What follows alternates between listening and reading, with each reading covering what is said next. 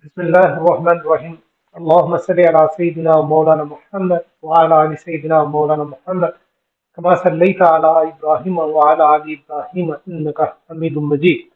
Viewers, आज मुलाकात का दूसरा दौर था, यानी इलेक्शन एक ही दिन हो, इसके मुलाकात का आज दूसरा दौर था। कल पहले दौर में दोनों पीडीएम की तमाम इत्तेहादी जमातों का वफद, जिसमें यूसुफ रजा गिलानी और ख्वाजा साद रफीक और सागदार, आजम नजीर तारण, ये पांच रुकनी वफद था पीडीएम की तरफ से, और तीन रुकनी वफद था अली जफर, शाह महमूद कुरैशी और फवाद चौधरी पीटीआई की तरफ से। कल इन्होंने इब्तदाई तौर पर मुलाकात की और गुफ्तगू को आगे बढ़ाया। तो आज के दिन पे दूसरा दौर कहा कि कल बैठेंगे, कल आज से 3 बजे बैठे और फिर वो गुफ्तगू जारी रही। मीनवाइल इमरान खान इस्लामाबाद कोर्ट्स में पेश हुए और वहां से उन्होंने एक पैगाम भेज दिया कि ये जो नया वफद है, अगर ये अक्टूबर सितंबर अक्टूबर की ववेला कर रहे हैं जो कि इलेक्शन उसी वक्त होगा, तो फिर गुफ्तगू करने की, मुलाकात करने की कोई जरूरत नहीं है, आप मुज़ाकरात खत्म कर दें।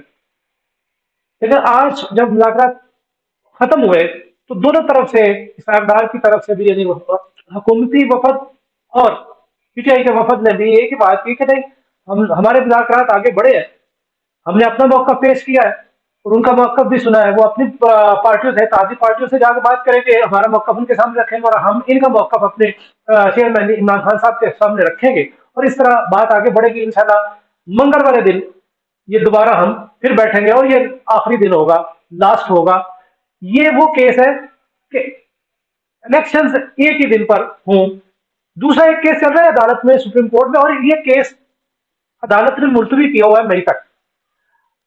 पहला जो केस चल रहा है कि केपीके और पंजाब असेंबली में इंतखाबात 14 मई को होंगे और उसके लिए आज सुप्रीम कोर्ट ने इलेक्शन कमीशन से रिपोर्ट तलब कर ली और इलेक्शन कमीशन ने रिपोर्ट सबमिट कर दी कि हाँ जी, हमें 21 अरब रुपया नहीं मिला। फिर उन्होंने वजारत खजाना से रब्ता किया। सुप्रीम कोर्ट ने वजारत खजाना से कहा कि आप रिपोर्ट पेश करें कि आपने पैसे दिए, नहीं दिए, नहीं दिए तो फिर क्यों नहीं दिए, यानी ये भी रिपोर्ट अभी वजारत खजाना की तरफ से सबमिट हो जाएगी। यानी वो एक केस सेपरेट है जो अभी चल रहा है और ये टाइम दिया जा रहा है इनके, तो अगर बैठकर ये कोई मामला तय कर लेते हैं पोलिटिकल पार्टीज, तो फिर इलेक्शन अगर एक ही वक्त पे करवाने हैं, जो कि इमरान खान कहता है कि जुलाई में करवा लिए जाए। और पहले आपको मैंने बताया था कि सराजुल हक साहब को इस्तेमाल किया गया और वो शहबाज शरीफ से मिले और उधर इमरान खान साहब से मिले और दोनों उसकी मुशावरत से उन्होंने डेट तय की, जुलाई की, और वो तारीख उन्होंने चैम्बर में जाके चीफ जस्टिस ऑफ पाकिस्तान साहब को दी और वो ऑर्डर में नोट कर दी गई। लेकिन बाद में ये नवाज शरीफ साहब, फजल साहब को इस्तेमाल किया, और पहले भी मैं आपको बता चुका हूँ। तो इन्होंने फिर ववेला शुरू कर दिया और कल भी असेंबली में जुएल लतीफ साहब, जो कि जुबान बोलते हैं नून लीग में से, नवाज शरीफ साहब के रिप्रेजेंटेटिव है और मरियम नवाज के, मरियम नवाज और नवाज शरीफ साहब नहीं चाहते कि बात की जाए। क्यों नहीं चाहते? वो चाहते हैं कि जब ये कोलिजन होगा तो इसके नतीजे में 14 मई वाले जो केस चल रहा है उसमें प्राइम मिनिस्टर, शहबाज शरीफ साहब, वजीर खजाना और ये कुछ जो रिस्पॉन्सिबल है, जिम्मेदार है, उनको तौहीन अदालत के केस में फर्क कर दिया जाएगा और नया वजीर जो ले आएंगे और ये तवालत इख्तियार कर लेंगे, जो उनकी पॉलिसी है। जबकि दूसरी पार्टियां, पीपल्स पार्टी और दूसरी पार्टियां चाहती है कि मुज़ाकरात किए जाए और वो चल रहा है। लेकिन अभी भी JUIF फजल रहमान वो नहीं चाहता कि मुज़ाकरात हो। क्यों नहीं चाहता? उसके पास ऑप्शन ही कोई नहीं। अगर वो इलेक्शन में जाता है, चाहे वो एक दिन हो इसी साल जुलाई में हो या किसी और मौके पर भी हो, या अभी 14 मई को ये केपीके और पंजाब असेंबली के इलेक्शन हो जाए, तो उसके पास सीटें ही नहीं है। इस वक्त वो इंजॉय कर रहा है केपीके की गवर्नमेंट। अगर जो उसका समझी गुलाम अली गवर्नर केपीके है, लेकिन असल में वही रूलिंग कर रहा है केपीके की हुकूमत को। जो वजीर आजम खान, वो तो डमी के तौर पर काम कर रहा है, असल हुकूमत को नहीं किया। इस तरह वो एंजॉय कर रहा है चार वजारतें और केपीके की पूरी हुकूमत। इसलिए वो चाहता है कि जितना भी ये प्रोग्राम हो सके तो हो जाए, इसलिए वो भी नहीं चाहता।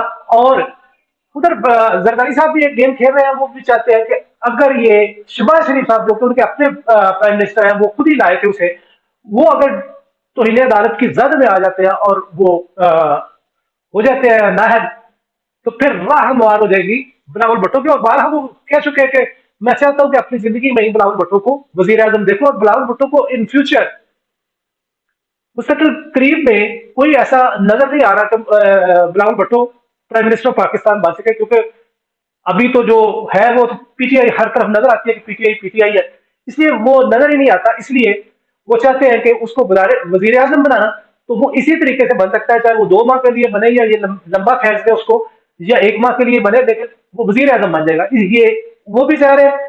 और उधर नवाज शरीफ मरियम मरियम चीफ ऑर्गेनाइजर है, वो चाहती है कि शहबाज शरीफ साहब अब फारग हो यहाँ से। तो ये सारी कोलिजन कराना चाहती है, लड़ाई कराना चाहती है, और लड़ाई के वो तो ले जाएंगे कुछ ना कुछ, सीटें नहीं लेंगी, इलेक्शन होगा तो सीटें लेंगी ना, या सीटें कुछ भी नहीं मिलेंगी, इलेक्शन वो करवाने ही नहीं चाहते। लेकिन इसी तरह मकमसे में ये बातें रखना चाहते हैं।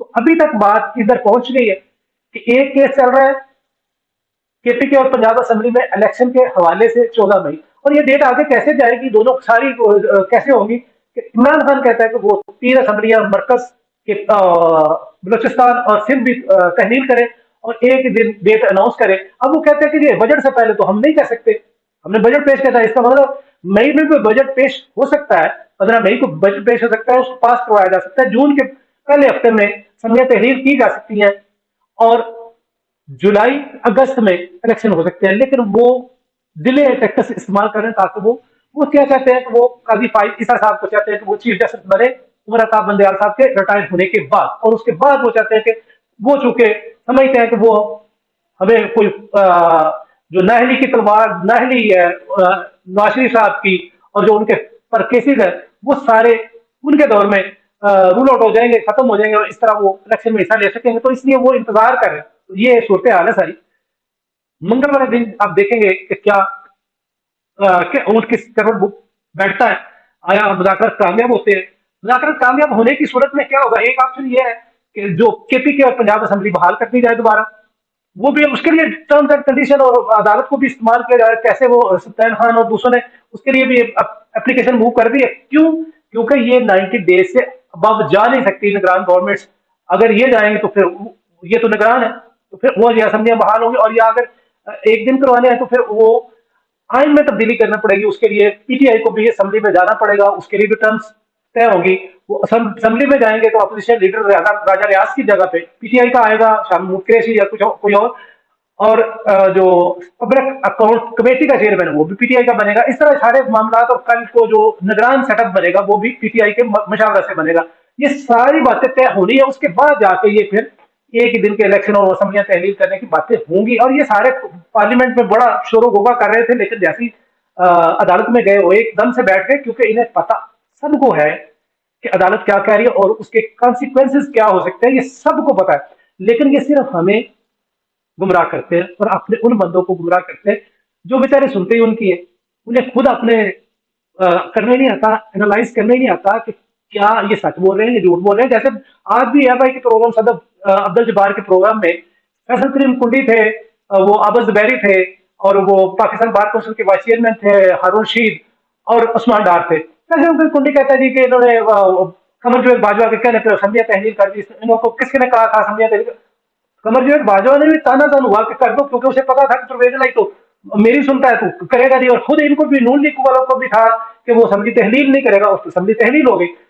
लेकिन फैसल करीम कुंडी भी उन लोगों में शामिल था। वो मैंने आपको क्लिप एक सुनाया था जिसमें मरियम नवाज चीफ ऑर्गेनाइजर पीएमएलएन, राना सनाउल्लाह, मुसद्दक मलक, एहसन इकबाल और मरियम औरंगजेब और पीपल्स पार्टी की तरफ से फैसल करीम कुंडी और लतीफ खोसा, सिर्फ इन सब में से सिर्फ लतीफ खोसा एक ऐसा बंदा है जो अभी भी अपनी बात पर डटा हुआ है कि आइन की रूह से 90 दिन में इलेक्शन होना है, अदरवाइज आइन शिकनी होगी। बाकी सारे भाग गए अपने बातों से, और बात ही नहीं करते कि हमने कहा था कि आप असेंबली तहलील करें और इलेक्शन करवा दिए जाएंगे। अब ये सारे उल्टा उसी पे डालते हैं कि इसने क्यों तहलील की, इसको क्या जरूरत थी। वो हारून रशीद भी यही कह रहा था, ऐसा क्यों किया वैसा क्यों किया। इस तरफ नहीं आते कि ये उस वक्त खुद तानादान थे कि ये कर ही नहीं सकते, करके तो दिखाए, करेंगे तो हो जाएंगे इलेक्शन। आज ये भागे हुए हैं। इंतजार करें मंगलवार दिन तक इस केस के लिए अगर ये केस सॉल्व नहीं होता तो फिर 14 मई के इलेक्शन, जो कि अब बाजार नजर नहीं होते, 14 मई को होंगे, एक हफ्ता लेट हो जाएंगे, होंगे फिर जरूर। अगर वो नहीं होते, अगर इन असेंबलियों को टेन्योर पूरा कराना है अगस्त का, तो फिर 14 मई को इलेक्शन पंजाब में तो होंगे, 14 मई के बजाय 24 मई को हो जाएंगे, होंगे जरूर। या अदालत कुछ ना कुछ तो करेगी। रिजल्ट अब आएगा इसी हफ्ते इंशाल्लाह, यानी नेक्स्ट वीक में। अपनी दुआओं में याद रखिएगा। अपने इस चैनल को भी लाइक करें, कमेंट करें, दोस्तों के ग्रुप में इसे शेयर करें। अल्लाह हाफ़िज़।